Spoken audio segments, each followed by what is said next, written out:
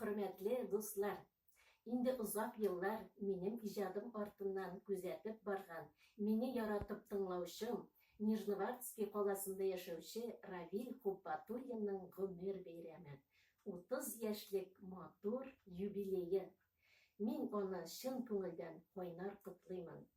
Равиль, сиңа ныклы сәламәтлек, иҗади уңышлар, ниятләгән хыялларың, уйларың җиңел генә тормышка ашсыннар иде.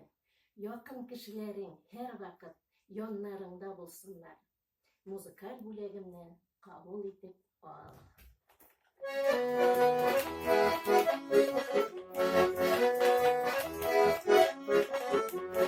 Сандугачны тыңлый күңелләргә тулганда, сандугачны тыңлый күңелләргә тулганда, миндә бер сандугач игән син янымда.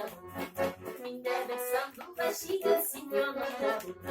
Чыгамын урамнарга, уралам тыманнарга, чыгамын урамнарга, уралам тыманнарга, язларында күткән күңел тарыда урамнарга, язларында күткән күңел тарыда урамнарга.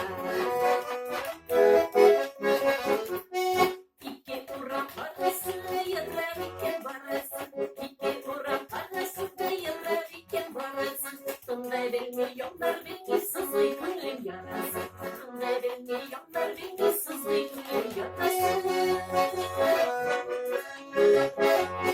Çiçek atlasam ağaç, sandıklaşlarım ağaç. Çiçek atlasam ağaçta, sandıklaşlarım ağaç. Yazlar yemsiz, sular temsiz yanında bu ağaç. Yazlar yemsiz, sular temsiz yanında bu ağaç. Sandıklaşlar patlılar, bunu siyer kalırlar. Sandıklaşlar patlılar, bunu siyer kalırlar. Bir sağındım ben